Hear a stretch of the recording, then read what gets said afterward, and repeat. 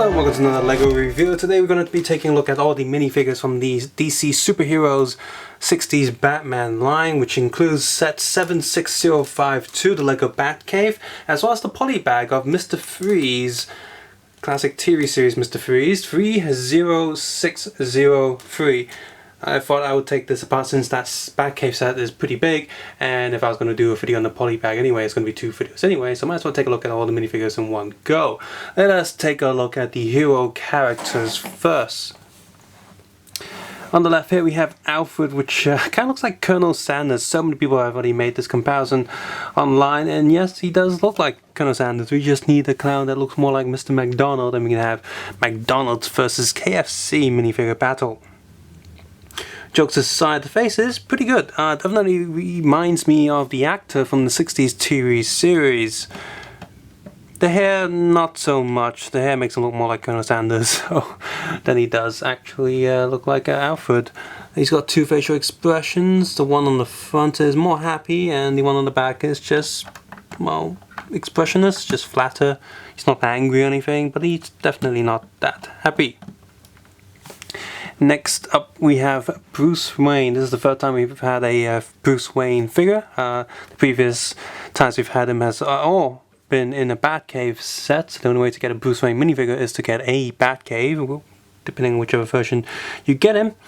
And yeah, he's got a smirk going on the front. The print is very traditional, very classic. Again, this is pretty much spot on certain suits that he would wear in the show when he's not fighting crime. The back is just a bit boring, it's just the back of the suit, but he does have a slightly questiony face going on the back. Perhaps that's him looking at the plans, or you know, looking at the clues in the Batcave, and he's not quite sure what's going on, and he's thinking maybe. Next we have the 60s Bat figure itself, which unfortunately is not as good as what we've seen in the LEGO Batman video games. The LEGO Batman video games have actually had a different specific cowl piece for the Batman figure, which looks like it's something in between the Catwoman helmet and the Batman helmet. But this is just a standard bat helmet with the 60s stuff printed on there. Yes, the print is pretty good with the whole weird eyebrows drawn on and nose thing drawn on thing, but it's definitely nowhere near as good as what I've seen in the video game, and maybe a bootleg company can do a mold of that. But aside from that slight disappointment, the rest of the figure does look pretty decent. Definitely looks like the 60s bat suit. It is using a 2-tone leg plastic with a little bit of print. And the head inside, again, unfortunately, it's just a standard bat head with standard facial expressions, so nothing special there. It is in this specific color, but there's nothing special about this head at all. And because of the print and LEGO not using enough white paint again, as always in the past few years, the face is a lot darker color than the rest of the flesh tone figures. The back of the body is also printed with the rest of the belt. So LEGO, seriously, you need to add white paint as a layer, or else the skin color just doesn't look right. But why would LEGO listen to me? They're making billions and billions of dollars while being cheaper than they used to be. Next we have Robin, which honestly the suit isn't too much different from any other Robin suit we've seen, because well, the Robinson hasn't changed too much, and with the simplistic design of the LEGO minifigure, it's hard to tell the difference between other designs, but this is definitely based on the design from the show, of course. He is not using a 2-tone colored legs, but instead has 2-tone color arms, which is pretty good. He has a happy face, and has a, of course, scared face, because Robin always has one of these faces. His cape is shorter than Batman's, and in the back there you can see the flesh-colored skin print does not go all the way around the legs. And the cape isn't even long enough to cover the bit that they didn't print. Robin should have had 2-tone color legs just like Batman. And finally we have our first ever Dick Grayson minifigure. And to be honest, this could fit any Dick Grayson. I could see this design fit with the animated series stuff, so the first wave of LEGO Batman sets we've had in before 2010. And in fact this would fit with the more modern Dick Grayson. So pretty good figure overall. It's pretty decent. If I just take a quick look at the back, and he has a worried face going on. A quick look at the packaging here of Mr. Freeze. It has a big zap or zap sign on the front there, as well as the 60s Bat logo, classic TV series in there. And the back is just standard black coloring over there. On the front here you can still see the classic sort of the same Bat time, same Bat channel orange logo going on, and it still has the current DC logo, DC Comics logo in the corner. On the instruction sheet you get a just an A5, roughly A5 size piece of paper telling you how to assemble the freeze gun. Oh, you can go freeze. I was going to say freeze wave. Freeze gun would do just fine. On the villain side, we have the Joker, who's just simply delicious. They even painted his mustache on, which is pretty cool. The entire coloring on this minifigure is pretty good. Got a bit of dirt on him. Oops. And yeah, the print on the leg is pretty nice as well. The print extends to the side of the leg as well. The look of him is just spot on, and the face on the back where it's going going around screaming and laughing is pretty cool as well. Next we have Penguin, who's just whack. Yeah, this Penguin is not distinguished at all. It could be any version of Penguin, and the head just doesn't stand out at all. Yeah, he kind of sucks. And you know what? Penguin wasn't even that short in the 60s TV show, so he really could have done with just normal legs. So I might actually just give him normal legs, because these short legs are just a bit ridiculous for this representation of the Penguin.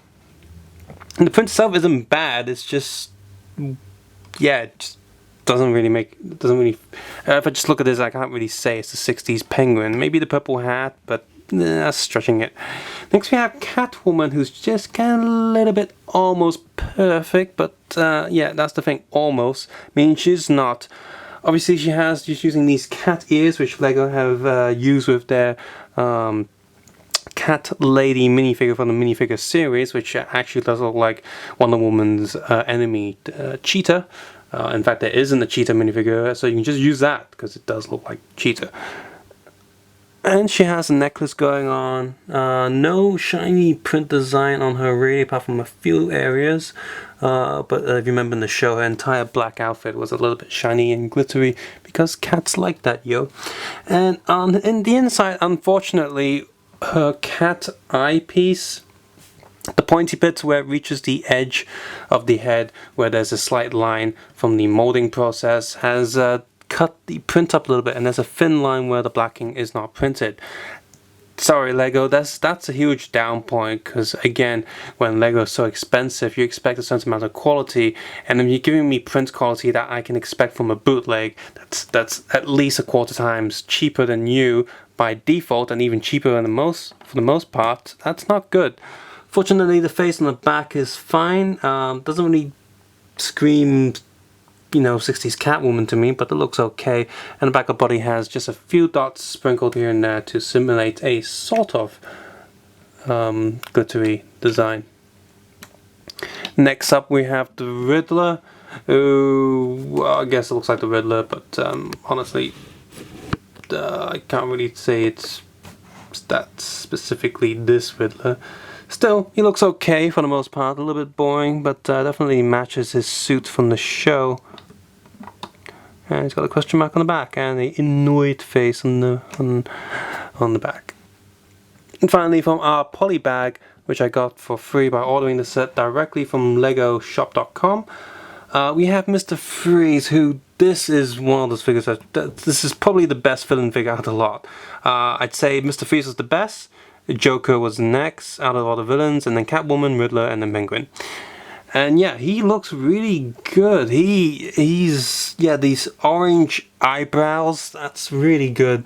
The print on the torso, this very retro style, it's great. And the back there, not too special there, but he is going to be wearing a backpack most of the time, so that's fine. But yeah, and it's not just his orange eyebrows, his expression is pretty spot on as well.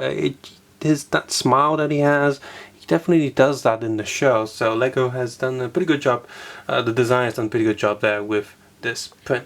With the accessories, Batman has 4 batarangs in the box, 2 handcuffs, 3 pieces of dynamite. Joker has some Joker Poison, a whip for Catwoman, standard umbrella for Penguin, which again is just too small. They should have used a bigger piece. That can't stop any rain. Also a double-ended grappling hook for Batman and Robin to climb walls, and of course Mr. Freeze himself has a freeze gun that you have to assemble. Actually uses a whip there. Not really a big fan of that. They should use some sort of tube thing going on, but whatever, it works for now. I just think like I'm gonna snap or break this at some point. Oh, still, it looks the part. And so there you go. The lots of minifigures are pretty good. The worst one is the Penguin. Best one is Mr. Freeze, which is a polybag, and that's pretty cool. So you don't even need to buy this Batcave set to get this pretty awesome Mr. Freeze. Back when the promotion was going on, you could have just bought any other set and get Mr. Freeze. So I think that is pretty cool. Best one's him, and then we have the Joker, and then Catwoman, and then Batman, and the rest are sort of just so, and the worst one is Penguin.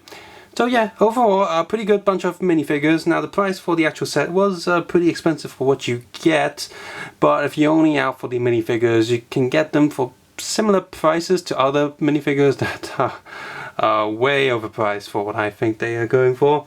So if you like these figures, definitely give them a look. Pogo is doing a bootleg of these, and I think someone else might be doing a bootleg of these. So yeah, hopefully those are good if you really can't afford these, but if you can, they are definitely figures to pick up, and they'll definitely keep their value. And I think in the long run the Batcave will go up in price eventually. So if you're one of those people who like to get two sets and keep one in the box for future uses, for a rainy day in the future, then yeah, definitely check this set out. Subscribe, suggest, and comment below, and of course I'll see you guys same bat time, same bat channel. Bye.